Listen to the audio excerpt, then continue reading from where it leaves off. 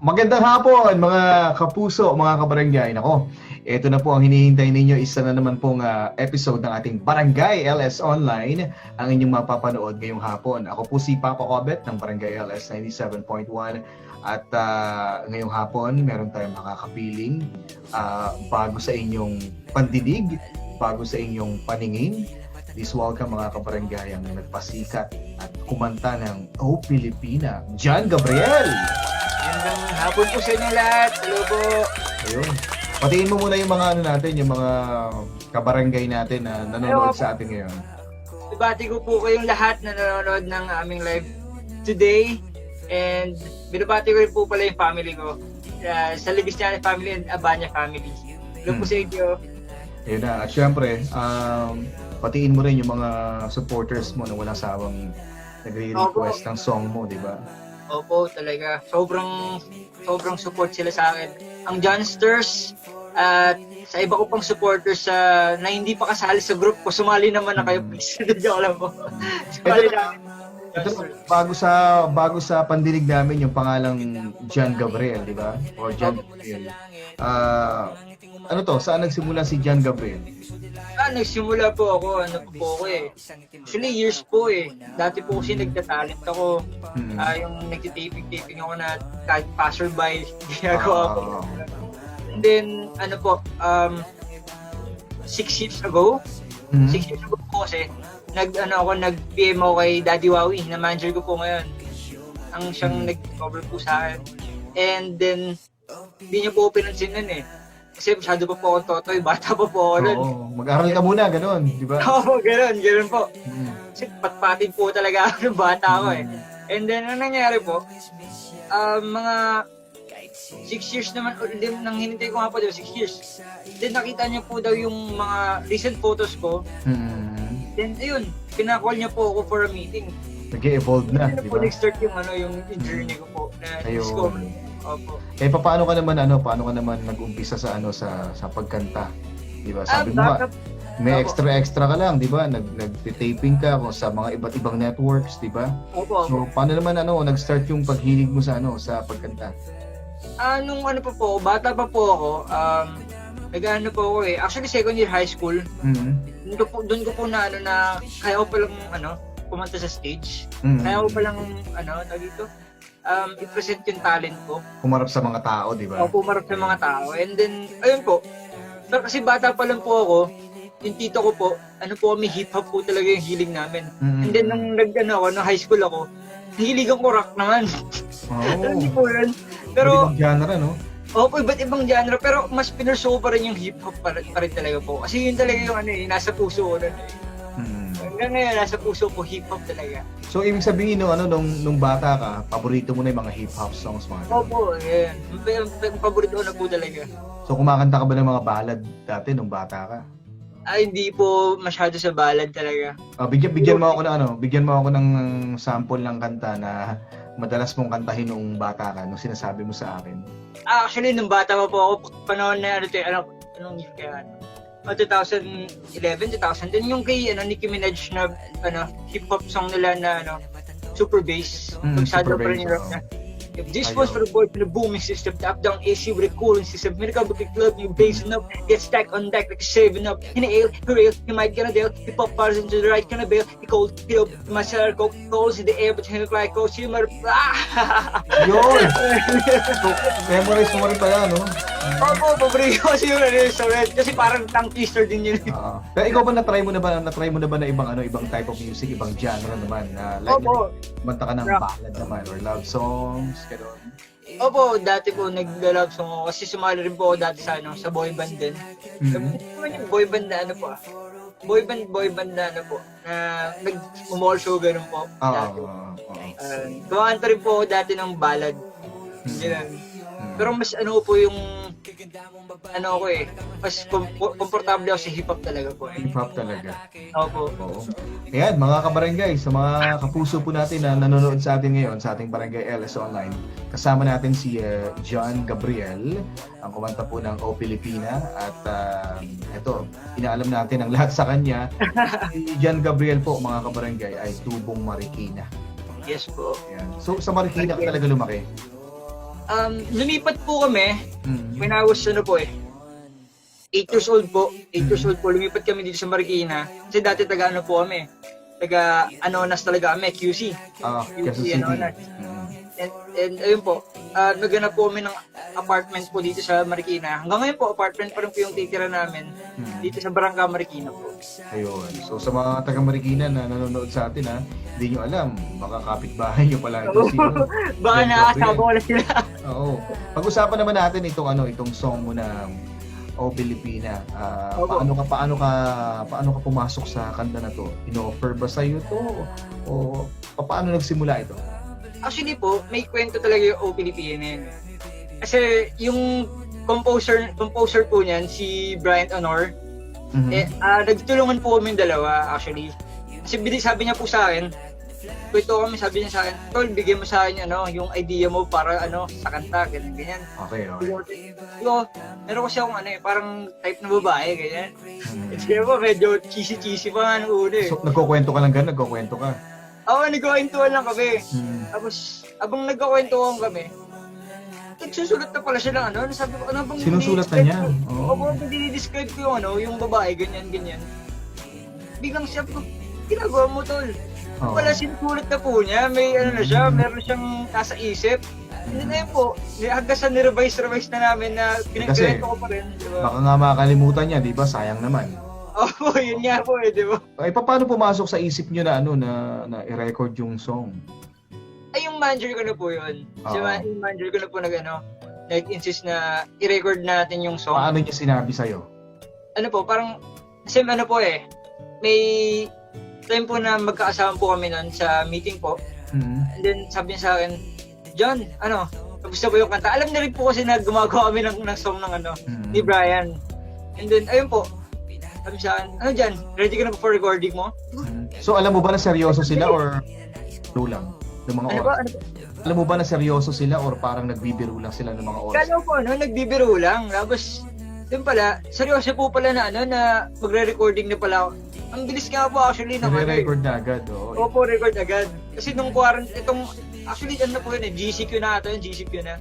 Pwede na lumabas, kaya nakagawa po kami agad ng song. Naka-arrange niya tapos nakanta mo na, na-record mo na.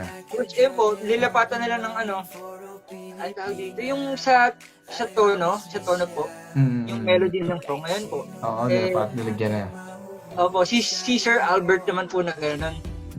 Naggawa nun. Ito pala, istorya pala ng buhay mo to di ba? Ano ba talaga itong O Pilipina na to? Basta baka pwede mo namang ikwento sa amin. Ano po Ako magsusulat. Sige, Wala niya, kwento mo isusulat ko. Dali, kwento mo isusulat ko. ang po kasi, ang O Pilipino po kasi talaga, ginawa po namin yan para sa special someone po talaga. Nino. Special girl. Special girl mo ba? Or special Hindi, someone mo? ina-admire ko lang talaga siya. Okay. Sobrang ina-admire. Kasi sabi ko, ang ganda na ito. Parang kakaiba yung niya, yung beauty niya. Pumasok sa isip ko. Sabi ko, ito na lang kaya gawa natin ng kanta. Kasing nasa puso ko, parang ang ganda na ito Parang, alam po yung nagka-crush kayo sa isang tao, di ba? Parang ganun po. And then, ayun, sinulat ni Brian na O Pilipina kasi Pinay na Pinay yung Oh. So, hanggang ngayon, sikat po siya actually. So ibig sabihin, itong story ng O Pilipina na to, Para sa crush ko po. para sa crush mo, sa isang babae. Opo, para sa isang babae po. Ang tanong, alam ba niya na crush mo siya? Hindi po kasi sikat Bakit? siya Ano naman, di ba? Kilala ka ba niya? Hindi rin po. Oh. Kaya nga po Paano dumating yung pag dumating yung time na Nakaharap mo po magkaharap kayo, tapos nakaharap mo siya. Sasabihin mo ba sa kanya na yung kanta na kinanta ko at isinulat ko ay ikaw? Possible po, pero syempre, yung parang nakakaya. Pero syempre po, if ever man malaman niya, nasa kanya na po yun, di ba? Kung ma-appreciate niya or hindi po, di ba? Siguro ma-appreciate niya po yun kasi para sa kanya po talaga.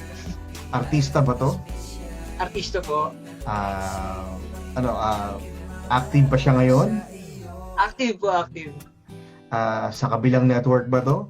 Hindi po, GMA po. Sa GMA to. Yes po. Baka naman pwede mo sabihin sa amin ngayon. I-reveal mo na para malaman ng mga kabarangay natin. Please welcome Reveal na po eh. please Na-reveal welcome na mga kabarangay. I-reveal namin ngayon kung sino talaga itong O Pilipina na to sa kanta ni John Gabriel. Sino itong babaeng ito? Sige na nga. Para Sino? sa Papa Obet. Sino? Sino? Hindi, para po kay Kaylin talaga. Kay Kaylin Alcantara po. Kaylin Alcantara. Yes po.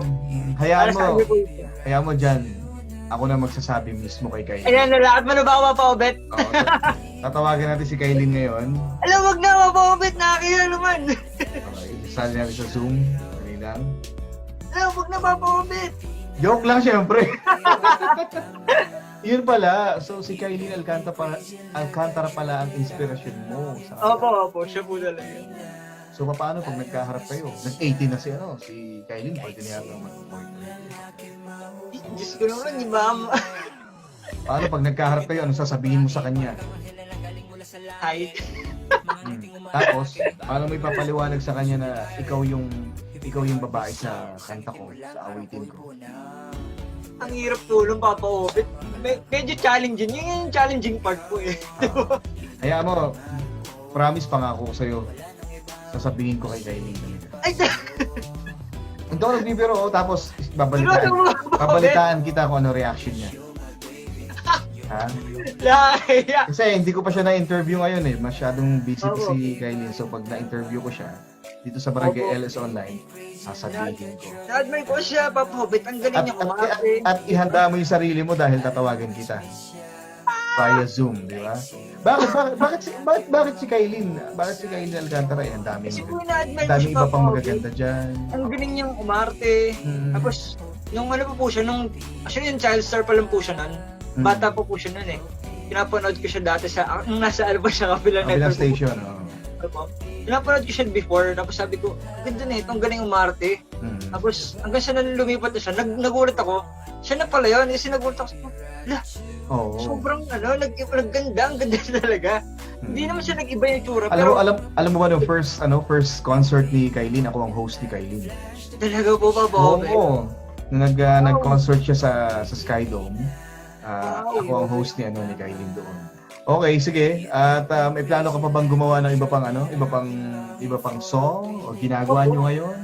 Meron pa naman po may plano actually. Kami ni Brian pa rin po na siya po yung para sa akin, best composer pa rin siya para sa akin. Na millennial pa rin po. Parang vibes kami ni Brian kasi. Brian Honor po. Siya po yung composer eh. And may plano po kaming gumawa kapag nagkita na po kami ulit. Sabi nga niya po kahit kumakain lang, gagawa kami. Oo, kahit sa telepono lang, pwede kayo makagawa eh. Oo nga po eh, di ba? Usap lang kayo, kwentuhan lang kayo. Kaso ngayon, birthday niya po itong nakaraan eh. Nakaraan birthday niya po. Bro, belated happy birthday pa rin. Ayun. Brian, sana pala nakakausap natin si Brian ngayon. Oo nga po eh. Para mas maganda. Available na ba itong O Pilipinas sa mga digital platforms? Po, Papa Obet, nasa Spotify na po siya, iTunes, YouTube, and sa iba pa pong music platforms. Sige, imbitahan mo yung mga kabarangay natin na mag-stream, mag-download at mag-request dito sa Barangay LS. Okay, sige po. Hello mga kabarangay, this is John Gabriel. So, ako ito. Hindi. Please, Yan na yan. please download my song po, O Pilipina. Available na sa Spotify, iTunes, YouTube Music, and sa iba pang digital platforms. And of course, sa Barangay LS 97.1. Guys, please, mag-request po tayo ng mag-request para ma-hit natin yung number. Masa mo kung may Oo nga pala, oo. Pumasok Pala sa The Big Ten yung song. Oo nga po eh, nasa The Big Ten eh. Ang galing nga po eh. Sabihan mo lahat ng mga ng mga army mo, di ba? Mga nation mo. Para mas maganda. Opet, lugi kami sa sa BTS. Well, di ba? Palakasan lang yan. Nga po. Palakasan naman yan. Yun. Fandom, di ba? Kung malakas ang fandom mo, Opo. diba? Yun. Sana rin po guys, supportahan niyo rin po ako as John Gabriel sa iba ko pa pong mga iba kong gagawin pa na projects at sa iba ko pong song na gagawin. And of course, maraming salamat po sa mga sumusuporta po sa akin ulit. Maraming salamat po sa inyo. Paano magiging updated yung mga fans mo sa iyo? Meron ka bang social media account? Meron po. Opo. Meron po akong page, John Gabriel po, yun po yung page name ko. And sa aking Instagram din po, at ako si John Gabriel. Okay, yun na po mga kabarangay. At pwede po i-request dito sa Barangay LS 97.1 ang kanyang bagong awitin o Pilipina, mga kapuso, ang kanyang very first single. At abangan daw natin, meron siyang bagong niluluto para sa inyo. Di ba? Maraming salamat, John. At Maraming salamat po, Papa salamat Abel. sa oras. Maraming salamat po. Sa effort. At thank you so much. Mga kabarangay, nakasama natin, nakapiling natin si John Gabriel dito sa ating Barangay LS Online. So, hanggang sa mga susunod nating mga episodes, sino kaya ang mga personalities at mga celebrities na makakasama natin? Sana si kayo. Ako po si Papa Obet ng Barangay LS 97.1 Forever.